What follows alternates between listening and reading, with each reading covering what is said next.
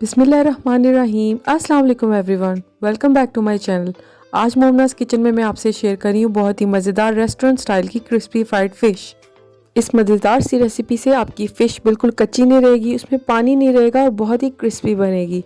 तो चलिए जल्दी से हम अपनी रेसिपी स्टार्ट करते हैं।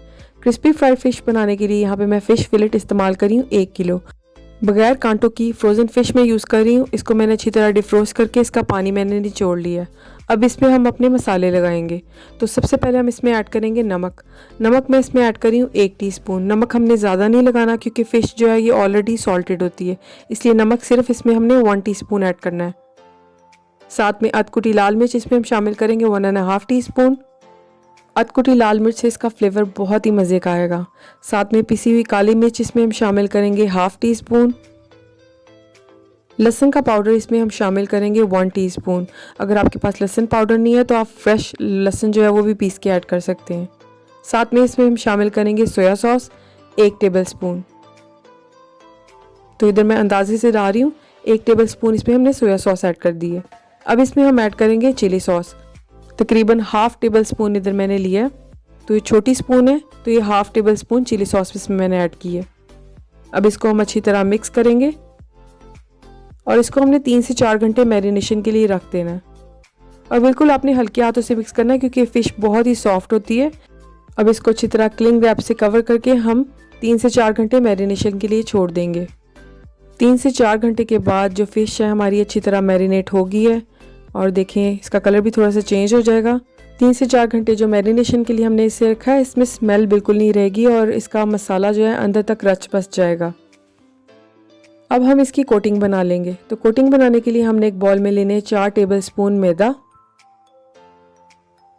और साथ में इसमें हम ऐड करेंगे 1 टेबलस्पून कॉर्नफ्लोर।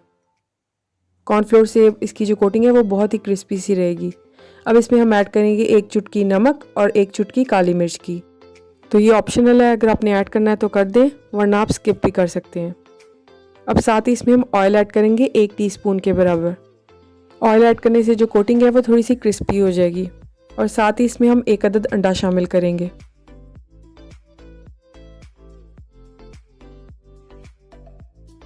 इसमें हम शामिल करेंगे पानी, 1/2 कप पानी मैं इधर शामिल करूंगी। थोड़ा थोड़ा करके आपने ऐड करना है और इसको आपने अच्छी तरह मिक्स कर लेना है। बिल्कुल एक स्मूथ सा बैटर बना लेना है, ना ज़्यादा पतला और ना ज़्यादा गाढ़ा। तो इस कंसिस्टेंसी का हमने बैटर बना लेना है। तो देखिए कितना स्मूथ सा बना है।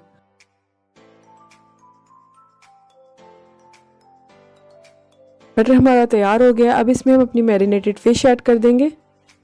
इस रेसिपी से आप फिंगर फिश फ्राई करेंगे तो ना ही उसमें स्मेल रहेगी, बहुत ही क्रिस्पी जूसी मज़ेदार सी बनेगी, बिल्कुल रेस्टोरेंट स्टाइल की। और बच्चे भी स्पेशली इसको बहुत शौक से खाएंगे। अब इसको हमने अच्छी तरह बैटर में मिक्स कर लेना है।